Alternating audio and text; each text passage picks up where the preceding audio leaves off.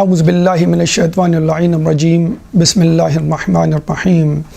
رب اشرح لی صدری ویسر لی امری واحلل عقدۃ من لسانی یفقہوا قولی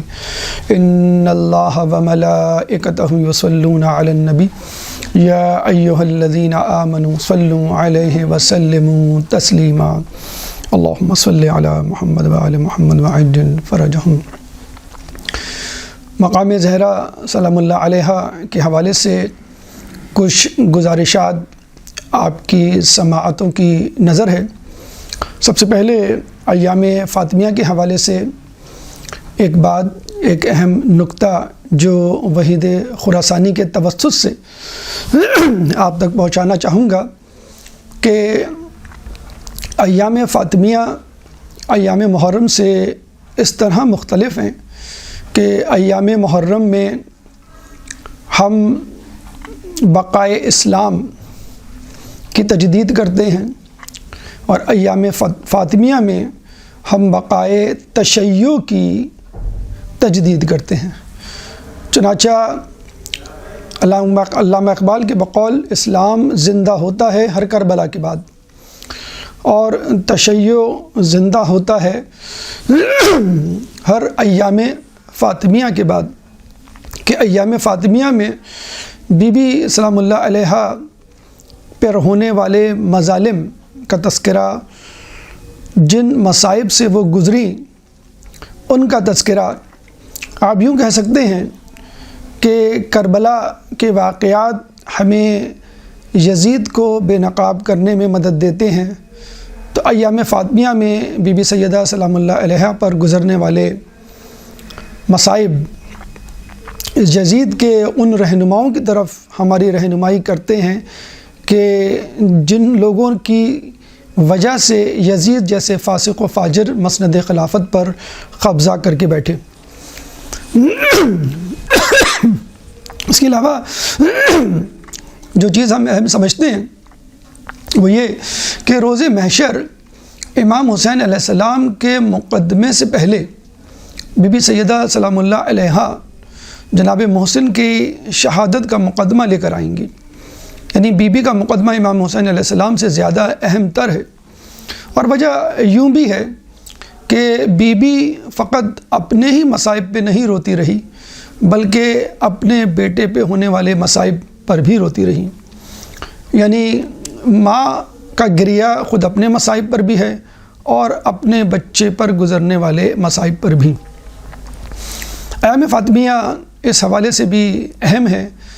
کہ بی بی سیدہ سلام اللہ علیہ وجہ تخلیق کائنات ہیں۔ آیت اللہ مستنبط احمد مستنبط اپنی کتاب مناقب اہل بیت میں لکھتے ہیں کہ حدیث قدسی ہے، رسول اللہ صلی اللہ علیہ وآلہ وسلم کو مخاطب کر کے لولاک لما خلقت الافلاک، کہ اے رسول اگر تم نہ ہوتے تو میں کائنات تخلیق نہ کرتا۔ پھر خدا فرماتا ہے لولا علی لما خلقتک، اگر علی نہ ہوتے تو میں اے محمد تمہیں تخلیق نہ کرتا۔ پھر اللہ فرماتا ہے لولا فاطمۃ لما خلقتکما، کہ اگر فاطمہ نہ ہوتی تو میں تم دونوں کو تخلیق نہ کرتا۔ چنانچہ ہم سمجھتے ہیں کہ ایام فاطمیہ میں منایا جانے والا غم، ایام فاطمیہ میں تذکرہ کیے جانے والے واقعات سیرت فاطمہ اس حوالے سے بھی اہم ہیں کہ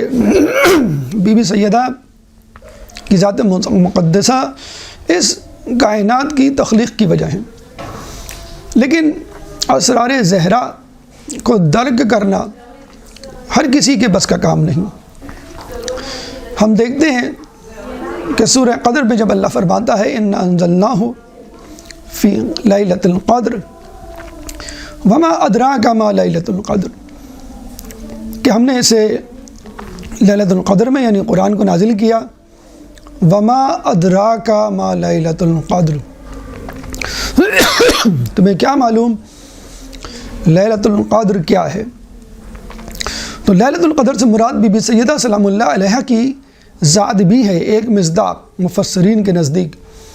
چنانچہ جس طرح شب قدر کو درک کرنا مکمل طور پہ ممکن نہیں، اسی طرح بی بی سیدہ سلام اللہ علیہا کی ذات کو درک کرنا مکمل طور پہ ممکن نہیں۔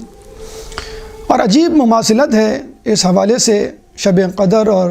سیرت سیدہ میں کہ شب قدر کو اللہ تعالیٰ نے 3 راتوں میں چھپا رکھا ہے، 21، 23 اور 25۔ اسی طرح آپ کی تاریخ شہادت بھی 3 تاریخوں میں پنہاں ہے، یعنی رسول اللہ کی شہادت کے 40 دن بعد ایک روایت کے مطابق، رسول اللہ کی شہادت کے 75 دن بعد دوسرے دن بعد دوسری روایت، اور ایک روایت رسول اللہ کی شہادت کے 75 دن بعد۔ اور یہی نہیں بلکہ آپ کی جائے تدفین بھی 3 جگہوں پہ پنہاں ہے، یعنی جنت البقیع، حجرہ رسول اور ریاض الجنہ۔ جو بھی ظاہراً اپنے آپ کو مخفی رکھنے کی کوشش کرے تو اللہ تعالیٰ خود اس بی کو اپنے اسرار میں سے ایک سر، ایک پوشیدہ خزانہ کیوں نہ قرار دے۔ ہم دیکھتے ہیں کہ مباہلہ میں جب بی جاتی ہیں تو بی کے آگے نبوت نے ڈھال بنائی ہوئی ہوتی ہے، اور بی کے پیچھے امامت کی پشت پناہی یا امامت کا جسے کہتے ہیں کہ محافظ پیچھے پیچھے آپ کے ہوتا ہے۔ جب مقدمہ فدق کے لیے جاتی ہیں تو 8 خواتین محجبہ اپنی ہی قد و قامت کی اپنے ساتھ لے کر جاتی ہیں، حالانکہ سر تپا محجبہ ہیں، لیکن اس کے باوجود اپنے ہی قد و قامت کی محجبہ 8 خواتین، تاکہ لوگوں کو شناخت کرنے میں مشکل ہو کہ ان میں سے فاطمہ کون ہے۔ پھر ہم دیکھتے ہیں کہ جب رسول اللہ نابینا صحابی کے ساتھ گھر میں داخل ہوتے ہیں تو آپ اندر کمرے میں جانے لگتی ہیں۔ رسول پوچھتے ہیں بیٹا اندر کیوں جا رہی ہو؟ میرے ساتھ جو شخص ہے وہ نابینا ہے۔ تو آپ فرماتی ہیں کہ میں تو نابینا نہیں، یہ ہے عظمت فاطمہ، یہ ہے مقام زہرا۔ رسول جب پوچھتے ہیں کہ بہترین عورت کون، تو جواب نہ ملنے پر سلمان فارسی بی کے حجرے کی طرف جاتے ہیں اور دیوار کے پیچھے سے پوچھتے ہیں کہ آپ کے بابا نے یہ سوال پوچھا ہے، اور اس سوال کا جواب دینے سے لوگ قاصر ہیں۔ چنانچہ بیوی جواب دیتی ہیں کہ بہترین عورت وہ ہے کہ جو کسی کو نہ دیکھے اور نہ ہی کوئی اس کو دیکھے۔ زندگی کے بعد بھی اپنی میت کی پوشیدگی یا اس کا حجاب اتنا عزیز تھا کہ آپ نے اسماء بنت امیس سے کہا کہ مجھے بہت شرم آتی ہے کہ جس طرح عرب میں ایک عورت کی میت کو کھلے آسمان تلے اٹھا کے لیا جاتا ہے، تو اسماء بنت امیس نے کہا کہ میں نے افریقہ میں دیکھا ہے کہ وہاں پہ لوگ اپنے عزیزوں کی میتوں کو تابوت میں چھپا کر لے کے جاتے ہیں۔ چنانچہ آپ نے کہتے ہیں کہ بی بی کے چہرے پہ پہلی مرتبہ مسکراہٹ آئی رسول اللہ کی شہادت کے بعد، کہ ان کو اطمینان ہوا کہ مرنے کے بعد بھی میرا پردہ برقرار رہے گا۔ حالانکہ بی بی پردے ہی میں ہوں گی، کیونکہ کفن مکمل طور پہ ڈھانپا ہوا ہوتا ہے مردے کو یا میت کو۔ چنانچہ آپ نے کہا مجھے بھی اسی طرح کے ایک تابوت میں لے جانا تاکہ میرا جسم کوئی میت کوئی نہ دیکھ سکے۔ تو بی بی ایک ایسا خزانہ ہے کہ جس کو اللہ نے بھی چھپا کے رکھا اور بی بی نے بھی چھپانے کی کوشش کی۔ لیکن اگر کوئی شے خود نور ہو تو وہ خود تو چھپ سکتی ہے، لیکن آس پاس کی چیزوں کی شناخت کا ذریعہ بن جاتی ہے۔ روشنی، شمع یا بلب یا چراغ کی روشنی خود تو نظر نہیں آتی، لیکن اپنے آس پاس موجود چیزوں کو عیاں اور ظاہر کر دیتی ہے۔ اسی لیے بی بی کا ایک لقب زہرا بھی ہے، جس کا مطلب ہے نور، اور بی بی کا یہ نور ان کی ولادت سے پہلے بھی ہے، ان کی ولادت کے بعد حیات طیبہ میں بھی عیاں ہے، اور ولادت کے بعد بھی اس نور کی حکایتیں روایتیں موجود ہیں۔ ولادت سے پہلے بی بی کے نور کے بارے میں کہا جاتا ہے کہ جب اللہ تعالیٰ نے اس کائنات کو پیدا کیا تو بی بی کا نور اس وقت تک پیدا نہیں ہوا تھا، تو ایک دم سے کائنات میں اندھیرا چھا جاتا ہے۔ جب فرشتے پریشان ہوتے ہیں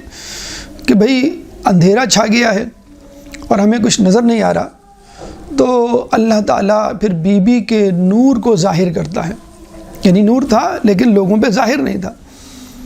چنانچہ جب نور ظاہر ہوتا ہے تو اس نور کی وجہ سے تمام اشیاء ظاہر ہو جاتی ہیں، انوار مقدسہ معصومین منکشف ہو جاتے ہیں، تمام کائنات آشکار ہو جاتی ہے۔ چنانچہ بی بی کا نور وہ نور ہے کہ جس نے کائنات کو منکشف کیا، جس نے کائنات کو دریافت کیا، جس نے کائنات کو آشکار کیا۔ پھر ہم دیکھتے ہیں ان کے حیات طیبہ میں ان کا یہ نور لوگوں کو مسحور کر دیتا ہے۔ ایک دفعہ صبح کے وقت مدینے میں ایک سفید نور سا طلوع ہوتا ہوا نظر آتا ہے رسول اللہ کے گھر کی طرف سے۔ اہل مدینہ بھاگتے ہوئے رسول اللہ کے گھر کی طرف جاتے ہیں اور پوچھتے ہیں کہ یہ نور کیسا؟ رسول اللہ فرماتے ہیں میری بیٹی فجر کی نماز ادا کر رہی ہے۔ پھر یہ لوگ واپس جاتے ہیں، ظہر کے وقت ایک زرد رنگ کا نور رسول کے گھر سے بلند ہوتا ہے۔ لوگ پھر دوبارہ رسول کے گھر کی طرف جاتے ہیں، رسول فرماتے ہیں کہ میری بیٹی ظہر کی نماز ادا کر رہی ہے۔ پھر مغرب کے وقت یہ نور سرخ رنگ کا ہو کر آسمان کی طرف جاتا ہوا نظر آتا ہے۔ لوگ دوبارہ رسول کے گھر کی طرف رخ کرتے ہیں، رسول فرماتے ہیں کہ میری بیٹی مغرب کی نماز ادا کر رہی ہے۔ تو یہ وہ نور عبادت تھا جو بی بی سیدہ سلام اللہ علیہا کی ذات مقدسہ سے نکلتا تھا اور آسمان کی طرف رواں دواں ہو جاتا تھا۔ اور ویسے بھی نماز میں بندہ اپنے خالق سے متصل ہو جاتا ہے، یعنی اللہ کا نور انسان کے اوپر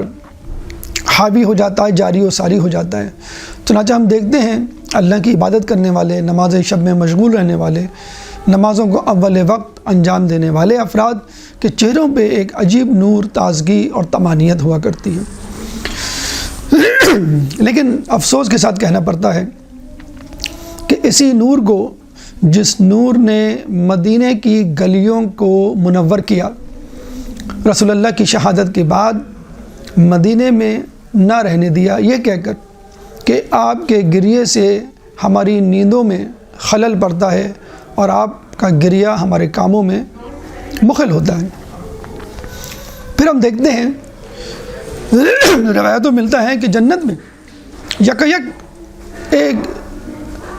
روشنی پھیلے گی جو لوگوں کو حیران کر دے گی، اور لوگ کہیں گے کہ بھئی یہ سورج کہاں سے نکل آیا؟ اللہ سے رجوع کریں گے اور کہیں گے تو قرآن میں کہتا ہے لا شمسم ولا زمہریرا، کہ نہ وہاں پر سورج ہوگا، نہ سردی، یعنی نہ گرمی نہ سردی۔ تو فرشتے فرمائیں گے کہ علی اور فاطمہ کسی بات پر مسکرائے ہیں اور ان کے دندان مبارک سے نکلنے والی روشنی سے یہ جنت کی فضا منور ہوئی ہے۔ تو یہ بی بی کی نورانیت تھی جو ان کی ولادت سے پہلے بھی ہمیں نظر آتی ہے، ان کی حیات طیبہ میں بھی ہمیں نظر آتی ہے، اور حیات طیبہ کے بعد بھی روایتیں ملتی ہیں کہ کس طرح ان کی نورانیت افشاں ہوگی۔ کہتے ہیں کہ جب بی بی چاندنی رات میں چاند کے رخ پہ کھڑی ہوتی تو چاند کی روشنی ماند پڑ جایا کرتی تھی۔ تو یہ وہ نور ہے کہ جس کو اللہ تعالیٰ نے اپنے خاص نور سے پیدا کیا۔ اور یہ ایک عجیب بات ہے کہ جہاں بی بی کی تخلیق نور سے ہوئی، خود اب اللہ تعالیٰ اپنے لیے منبع، ماخذ اور ہیئت، ویسے تو اللہ تعالیٰ لیس کمثلہ شیء، کہ اس جیسی کوئی شے نہیں، لیکن اگر مثال دیتا ہے اپنے آپ کو سمجھنے کے لیے کہ اگر تم تصور لا سکتے ہو خدا کا اپنے ذہن میں ممکناً، تو نور کا تصور لاؤ۔ اللہ تعالیٰ سورہ نور آیت نمبر 35، سورہ نور قرآن کا 24واں سورہ ہے، چیپٹر 24 ورس نمبر 35، کہ اللہ نور السماوات والارض، اللہ آسمان و زمین کا نور ہے۔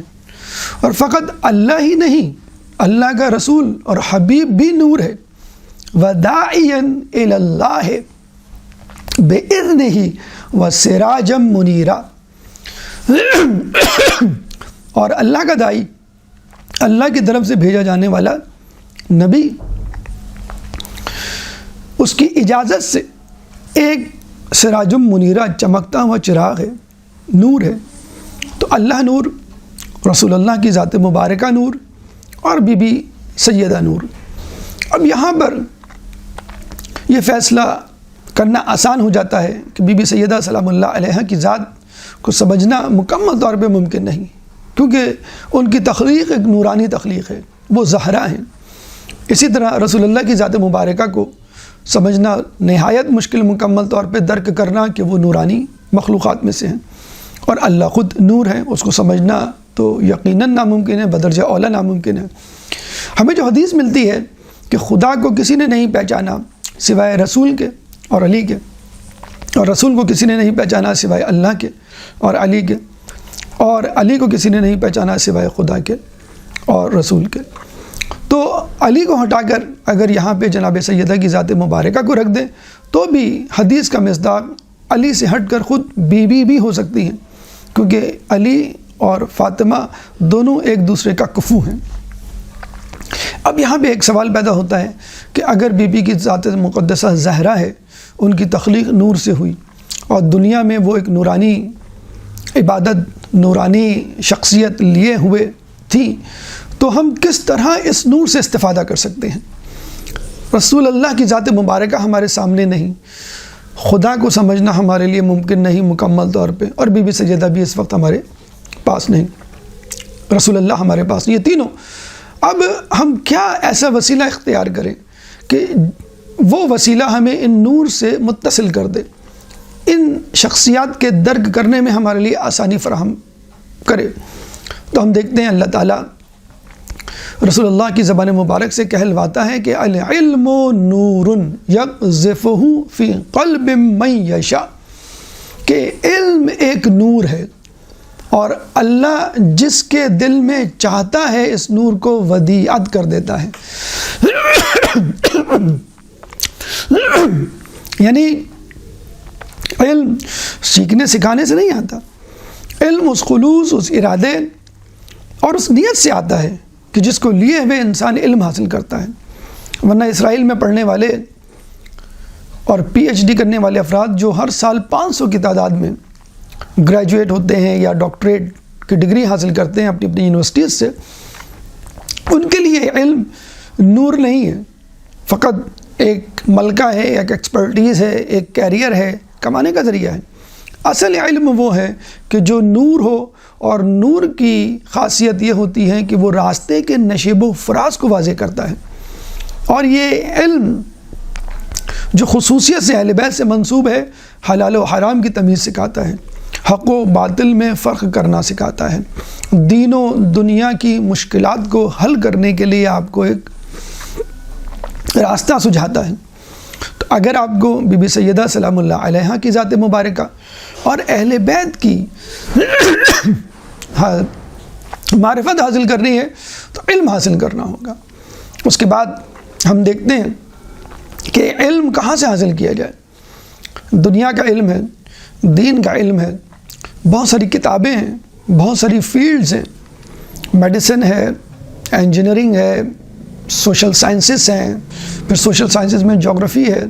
سائیکالوجی ہے، سوشولوجی ہے، پولیٹیکل سائنس ہے۔ کون سا علم، کون سی کتاب ہمارے لیے بہترین علم کا ذریعہ ثابت ہو سکتی ہے، جس کے وسیلے سے ہم اہل بیت سے قریب ہو سکتے ہیں؟ تو اللہ تعالیٰ سورہ مائدہ آیت نمبر 15، سورہ مائدہ قرآن کا 5واں سورہ ہے، اور 15ویں آیت اللہ تعالیٰ فرماتا ہے قد جاءکم من اللہ نور و کتاب مبین، پس اس نے تمہاری طرف قرآن نور کو اور کتاب مبین کو بھیجا۔ تو اگر آپ کو بی بی کی ذات مقدسہ کی معرفت حاصل کرنی ہے تو اس نور کو، نور علم کو حاصل کرنا ہے، اور نور علم کا بہترین طریقہ اور منبع جو ہے وہ قرآن ہے۔ دیکھیے علماء اعلام میں یہ بحث ہے کہ اللہ تعالیٰ کی اتنی ساری صفات ہیں، کون سی ایسی صفت ہے کہ جو اس کی تمام صفات پہ بھاری ہیں، بلکہ اس صفت کی وجہ سے تمام صفات موجود ہیں؟ تو جواب ملتا ہے کہ وہ صفت علم ہے۔ اللہ قدیر بھی ہے، اللہ رزاق بھی ہے، اللہ رحمان بھی ہے، اللہ رحیم بھی ہے، مصور بھی ہے۔ وہ کون سی ایسی صفت ہے جو ان تمام خصوصیات پہ بھاری ہے؟ تو ہم کہتے ہیں کہ اللہ جو ہے وہ علیم ہے۔ اللہ کے پاس ایک ایسا علم ہے کہ جس علم کو اس نے حاصل نہیں کیا، جو علم ہمیشہ سے ہے، جو علم ہمیشہ رہے گا۔ بی بی سیدہ سلام اللہ علیہا کے حوالے سے ہمیں ملتا ہے کہ بی بی سیدہ ایک دفعہ اپنے گھر میں موجود تھی، مولا علی بھی موجود تھے۔ آپ نے مولا علی سے کہا کہ علی میرے قریب آئیے، میں آپ کو وہ کچھ بتاؤں کہ جو اب تک ہو چکا ہے اور جو کچھ قیامت میں ہونے والا ہے۔ مولا علی بڑے حیران ہوتے ہیں، بھاگتے ہوئے رسول اللہ کی خدمت میں حاضر ہوتے ہیں اور وہاں پہنچ کر کھڑے ہو جاتے ہیں۔ رسول اللہ فرماتے ہیں کہ علی ذرا سا قریب آئیے، جو تم پوچھنا چاہتے ہو میں تمہیں بتاؤں یا تم مجھے بتاؤ گے؟ مولا علی کہتے ہیں کہ یا رسول اللہ آپ ہی بتائیے تو زیادہ بہتر ہے۔ رسول اللہ فرماتے ہیں کہ تم فاطمہ کے پاس کھڑے ہوئے تھے اور فاطمہ نے تم سے یہ باتیں کی اور اب اس کی تصدیق کے لیے تم میرے پاس آئے ہو۔ علی نے کہا بالکل ایسا ہی ہے۔ اور پھر علی نے یہ پوچھا یا رسول اللہ کیا فاطمہ بھی ان انوار میں سے ہیں، اس نور سے ہیں جس نور سے میں اور آپ تخلیق کیے گئے ہیں؟ تو رسول اللہ نے کہا کیوں نہیں، کیا تمہیں نہیں معلوم؟ بس یہ سننا تھا کہ مولا علی جو ہے وہ زمین پہ گر جاتے ہیں اور شکر الہی سجدہ شکر بجا لاتے ہیں اور اس کے بعد گھر کی طرف دوبارہ روانہ ہوتے ہیں۔ جب گھر پہنچتے ہیں تو بی بی سیدہ فرماتی ہیں علی آپ میرے بابا کے پاس گئے تھے اور آپ نے ان سے یہ کچھ کہا، انہوں نے یہ جواب دیا، آپ نے سجدہ شکر کیا، اب آپ میرے پاس آئے ہیں۔ علی اور بھی زیادہ حیران ہو جاتے ہیں۔ پھر بی بی فرماتی ہیں اے علی اللہ تعالیٰ نے میرے اس نور کو تخلیق کیا اور اس کے بعد اس نور نے ہزاروں سال تک اللہ تعالیٰ کی عبادت کی، پھر اللہ نے اس نور کو ایک درخت میں ودیعت کر دیا، اس درخت سے ایک میوہ نکلا اور میرے بابا شب معراج جب جنت کی سیر کرتے ہیں تو اللہ تعالیٰ ان کو اس درخت کا وہ میوہ کھلاتا ہے جس میں میرا نور تھا۔ اب یہ نور میرے بابا کے صلب مطہر میں منتقل ہو جاتا ہے۔ اس کے بعد جب رسول اللہ زمین کی طرف تشریف لاتے ہیں تو یہ نور بی بی خدیجۃ الکبریٰ کے بطن مطہر میں منتقل ہو جاتا ہے اور اس کے بعد پھر یہ نور دنیا پر ظاہر ہوتا ہے۔ تو کہنے کا مقصد یہ ہے، پھر بی بی نے یہ بھی فرمایا کہ اے علی مجھے وہ کچھ معلوم ہے کہ جو کانا وما یکون، ما کانا وما یکون، کہ جو ہو چکا ہے اور جو ہونے والا ہے وہ سب مجھے معلوم ہے، شروع سے لے کر آدم سے لے کے اب تک اور اب سے لے کے قیامت تک کے حالات مجھے درک ہیں۔ تو مولا علی اس پہ بہت خوش ہوتے ہیں۔ کہنے کا مقصد یہ ہے کہ بی بی کا یہ نور متصل ہے بی بی کی علمیت سے، یعنی نور الہی اہم ترین وجہ علم، خود رسول اللہ علم کے ساتھ مبعوث ہوئے اور بی بی کا نورانی ہونا خود علم سے تعلق رکھتا ہے۔ چنانچہ اگر کوئی شخص بی بی کی معرفت حاصل کرنا چاہتا ہے، اہل بیت کی معرفت حاصل کرنا چاہتا ہے تو اس کو اپنے آپ کو علم سے آراستہ و پیراستہ کرنا ہوگا، اور علم کے لیے سب سے بہترین ماخذ قرآن ہے۔ قرآن کو سمجھنے کے لیے جیسے ہم دیکھتے ہیں ہر کتاب کو سمجھنے کے لیے کوئی استاد ہوتا ہے، تو یقیناً اس قرآن کو سمجھنے کے لیے بھی کوئی نہ کوئی استاد ہوگا، جس کے بارے میں اللہ کے رسول نے غدیر میں فرما دیا انی تارکن فیکم الثقلین کتاب اللہ و عطرتی ما ان تمسکتم بہما لن تضلوا بعدی ابدا، کہ میں اپنے پیچھے دو گراں قدر چیزیں چھوڑے جا رہا ہوں، ایک کتاب اللہ اور ایک میری عطرت، اگر تم ان دونوں سے متمسک رہو گے تو کبھی بھی گمراہ نہیں ہوگے۔ اگر اس قرآن کو سمجھنا ہے تو قرآن کے جو استاد مقرر کیے گئے ہیں راسخون فی العلم فاسألوا اہل الذکر، ان سے رابطہ کرنا ہوگا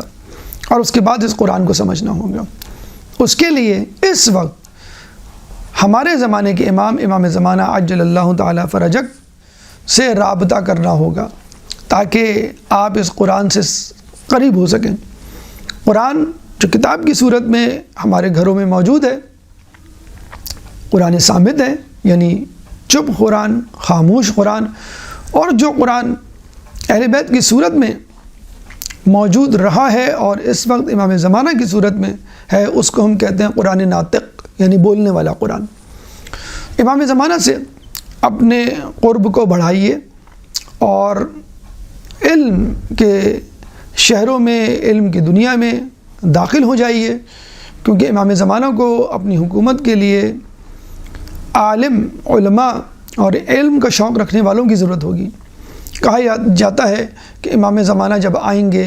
تو علم فقط 2 حروف کے برابر ہوگا، یعنی اس وقت تک، حالانکہ اس وقت بھی دنیا میں بہت زیادہ علم کی ترقی ہو چکی ہے، سائنسی، فلسفی، عقلی، حسی، ہر قسم کے میدان میں، اور لوگ یہی سمجھ رہے ہیں کہ شاید یہ انتہا ہے علم کی۔ جی نہیں، امام زمانہ تک مزید ترقی ہوگی، لیکن وہ 2 حروف سے زیادہ نہیں ہوگی۔ عربی ابجد میں حروف تہجی میں 27 حروف ہیں، تو تشبیہ دی جاتی ہے کہ علم جو مکمل ہے وہ 27 حروف پر مشتمل ہوتا ہے، اور علم ابتدا میں 1 حرفی، 1 حرفی ہوتا ہے، پھر 2 حرفی، پھر 6 حرفی وغیرہ وغیرہ۔ 2 حروف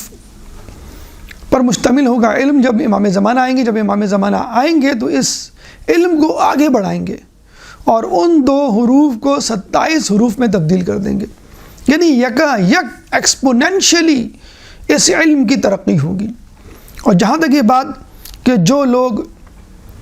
علم حاصل کر چکے تھے 2 حرفی، وہ یکا یک کیسے 27 حروف پہ جائیں گے، تو امام زمانہ علیہ السلام کے متعلق ملتا ہے کہ وہ اپنے چاہنے والوں اور ان لوگوں کے لیے کہ جو علم کی جستجو و شوق رکھتے ہیں ان کے سروں پہ ہاتھ رکھیں گے۔ جب امام زمانہ اپنے چاہنے والوں کے سروں پہ ہاتھ رکھیں گے تو ان کا ذہن، ان کی عقل کامل ہو جائے گی، اب وہ اس قابل ہوگی کہ وہ ان 27 حروف پر مشتمل یک لخت اس عظیم علم کے خزانے کو ایکوموڈیٹ کر سکیں، حاصل کر سکیں، جذب کر سکیں۔ چنانچہ امام کے آنے کے بعد اس علم میں مزید ترقی ہوگی، تو یقیناً امام زمانہ ان لوگوں کو اپنے لشکر میں، اپنی انتظامیہ میں، اپنے اہم اور خاص اصحاب میں شامل کریں گے جو علم کے متلاشی ہوں گے۔ تو ناظرین اکرام، اگر آپ کو بی بی سیدہ سلام اللہ علیہا کی معرفت حاصل کرنی ہے تو علم کو حاصل کرنا ہوگا۔ علم کو حاصل کرنے کے لیے بہترین کتاب قرآن مجید ہے، کہ جس کے بارے میں کہا جاتا ہے کہ 3 چیزیں قیامت میں شکایت کریں گی۔ ایک مسجد جو کہے گی اہل محلہ میرے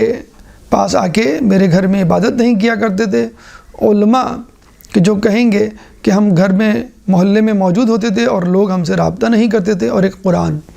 کہ جو کہے گا کہ میں لوگوں کے گھروں میں ہوتا تھا لوگ نہیں پڑھتے تھے۔ تو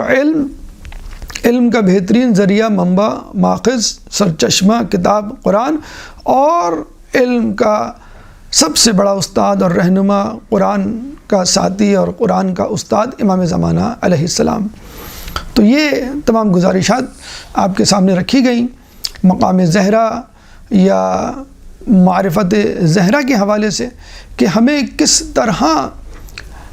معرفت زہرہ کو حاصل کرنا ہے اور ان تک پہنچنا ہے علم، قرآن اور امام زمانہ کے حوالے سے۔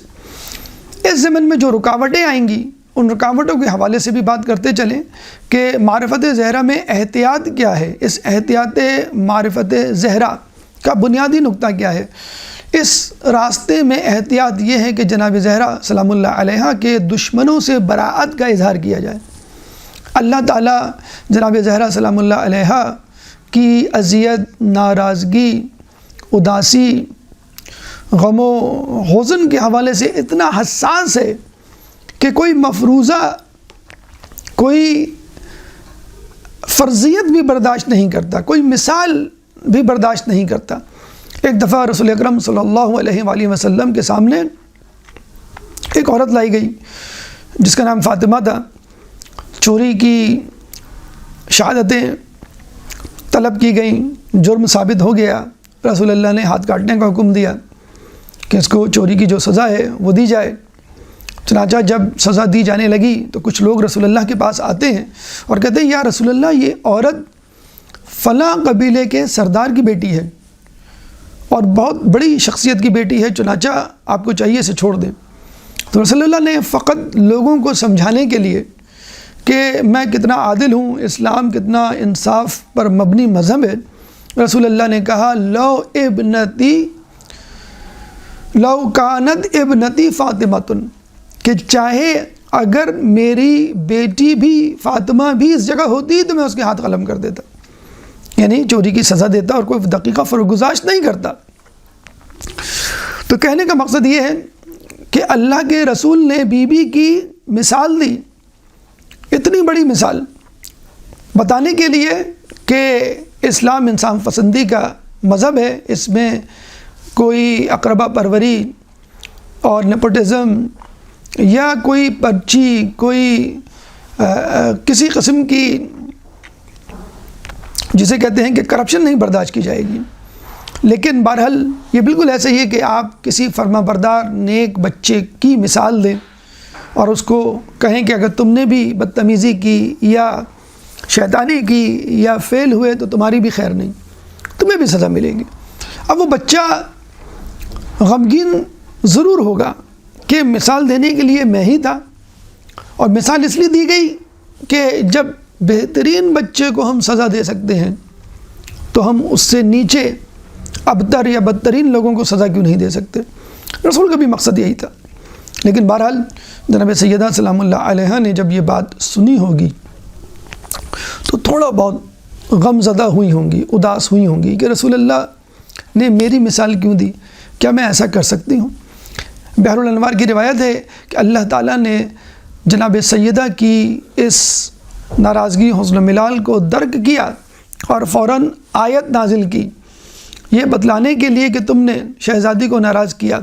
چنانچہ اب شہزادی سے بڑھ کر کوئی شخصیت ہونی چاہیے جس کو میں ناراض کروں اور اس کی مثال دوں، جس کو دیکھ کے جناب سیدہ کو یہ جسے کہتے ہیں کہ تسلی ہو کہ چلو میری تو مثال دی گئی، مجھ سے بہتر آدمی کی بھی مثال دی گئی ہے، تو کوئی مذائقہ نہیں اگر میری مثال دی۔ اللہ تعالیٰ نے آیت نازل کی اور اللہ تعالیٰ نے فرمایا رسول اللہ کو مخاطب کر کے کہ لَإِنْ أَشْرَكْتَ لَيَحْبِطَنَّ عَمَلُكَ، کہ اے رسول اگر تم نے بھی شرک کیا تو میں تمہیں تمہارے اعمال کو حبط کر دوں گا۔ سورہ زمر آیت نمبر 65۔ سورہ زمر قرآن کا 39واں سورہ ہے، چیپٹر 39 ورس نمبر 65۔ لَإِنْ أَشْرَكْتَ لَيَحْبِطَنَّ عَمَلُكَ، اے رسول اگر تم نے بھی شرک کیا تو میں تمہارے اعمال غارت کر دوں گا۔ اب آپ دیکھیے رسول کہاں اور شرک کہاں۔ رسول تو وہ نبی ہیں کہ جنہوں نے کہا کہ میری امت کے حوالے سے مجھے امت کے شرک کرنے پر خدشہ نہیں، ہاں اس بات کا خدشہ ضرور ہے کہ میری امت مال دنیا، حب دنیا میں مبتلا ہو جائے گی۔ تو جس رسول کی امت کے شرک کرنے کا کوئی خدشہ نہیں تو اس رسول کے شرک کرنے کا کس طرح کا احتمال یا امکان پیدا ہو سکتا ہے۔ لیکن چونکہ فاطمہ کی ناراضگی کو کم کرنا تھا، ختم کرنا تھا، اس لیے فاطمہ سے بڑھ کر جناب سیدہ سے بڑھ کر ایک شخصیت کی مثال دی گئی کہ اور لوگوں کی دوسری بات، اگر تم نے بھی شرک کیا تو تمہارے اعمال میں ضائع کر دوں گا۔ اب اللہ تعالیٰ نے یہ دیکھا کہ میرا حبیب ناراض ہو گیا، میرے حبیب کے دل میں تھوڑا سا حزن و ملال پیدا ہو گیا، چنانچہ اللہ نے اب یہ دیکھا کہ میں کس کو ناراض کروں، رسول سے بڑھ کر مخلوق میں کوئی بھی افضل نہیں، اب خالق کائنات کی ذات بچی ہے۔ قصہ مختصر بعد از بزرگ خدا تو ہی، کہ اللہ کے بعد تو بس تو ہی ہے کہ جو بزرگ ترین ہے۔ تو اب اللہ تعالیٰ نے رسول کے بعد اپنے آپ کو حزن و ملال کی کیفیت سے گزارنا بہتر سمجھا اور اپنی مثال دی تاکہ رسول کو تسلی ہو کہ جب رسول اللہ اپنی مثال دے کر اپنے آپ کو حزن و ملال میں مبتلا کر سکتا ہے تو میری مثال دی تو کیا ایسی بڑی بات۔ تو اللہ تعالیٰ فرماتا ہے لو کانا فیہما آلہۃ الا اللہ لفسدتا، سورہ انبیاء آیت نمبر 22۔ سورہ انبیاء قرآن کا 21واں سورہ ہے، چیپٹر 21 ورس نمبر 22، کہ اگر اس کائنات میں اللہ کے سوا بہت سارے خدا ہوتے، کوئی اور خدا ہوتا تو اس کائنات میں فساد برپا ہو جاتا۔ تو اللہ نے فاطمہ کی ناراضگی کو دور کرنے کے لیے رسول کو ناراض کیا اور رسول کی ناراضگی کو دور کرنے کے لیے خود اپنے آپ کو ناراض کیا۔ تو جو خدا اپنے حبیب اور اپنی حبیب کی دختر کے لیے اتنا حساس ہو کہ مثال بھی نہ برداشت کر سکے کہ میری شہزادی کو تکلیف ہو رہی ہے، تو آپ اندازہ لگا لیں اللہ تعالیٰ ان لوگوں کے ساتھ کیا کرے گا جنہوں نے اس بی بی کو ناراض کیا، جس کے لیے اللہ تعالیٰ سورہ احزاب آیت نمبر 57، سورہ احزاب قرآن کا 33واں سورہ ہے، چیپٹر 33 ورس نمبر 57 میں فرماتا ہے ان الذین یؤذون اللہ ورسولہ لعنہم اللہ فی الدنیا والآخرہ واعد لہم عذابا مہینا، اور جن لوگوں نے اللہ کو اور اس کے رسول کو ناراض کیا، اذیت دی، ان کے لیے اس دنیا میں اور آخرت میں اللہ کی لعنت ہے، وَأَعَدَّ لَهُمْ عَذَابًا مُهِينًا، اور ان کے لیے ایک معین شدہ عذاب جو ان کا منتظر ہے۔ تو لعنت اللہ بھی بھیجتا ہے، اور لعنت اس دنیا اور آخرت دونوں جگہ ہوتی ہے۔ لعنت کے سوا عذاب الگ سے تیار ہے، رحمت سے دوری ابھی سے شروع، یعنی دنیا ہی سے شروع ہو جاتی ہے۔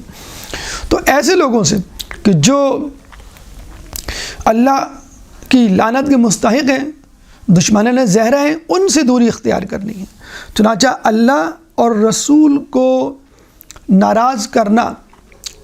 اس طرح بھی ہو سکتا ہے بلا فصل بلا واسطہ کہ خود ان پر کوئی ایسی دشنام ترازی کی جائے، ان کو ڈائریکٹ کوئی اذیت دی جائے، برا بھلا کہا جائے، یا پھر جس کو وہ عزیز رکھتے ہیں، یعنی اگر کسی شخص کو تکلیف پہنچانی ہے تو آپ اس کو تکلیف پہنچا سکتے ہیں، یا اس کی اولاد کو تکلیف پہنچا کر اس کو تکلیف پہنچا سکتے ہیں۔ جیسے ایک ماں کو تکلیف پہنچانی ہے تو اس کو بچے کو مارنا شروع کر دیں اور اس کو برا بھلا کہنا شروع کر دیں تو ماں کو تکلیف پہنچے گی۔ اسی لیے اللہ تعالیٰ اللہ کا رسول فرماتا ہے فاطمہ تو بضعۃ منی من اذاہا فقد اذانی، کہ فاطمہ میرے جگر کا ٹکڑا ہے، جس نے اس کو اذیت دی اس نے مجھے اذیت دی۔ فاطمہ تو بضعۃ منی، فاطمہ میرے جگر کا ٹکڑا ہے، من اغضبہا فقط اغضبنی، کہ جس نے فاطمہ کو غضبناک کیا اس نے مجھے غضبناک کیا۔ چنانچہ جناب سیدہ کو غضبناک کرنا جناب سیدہ کے بابا رسول اللہ خاتم النبیین کو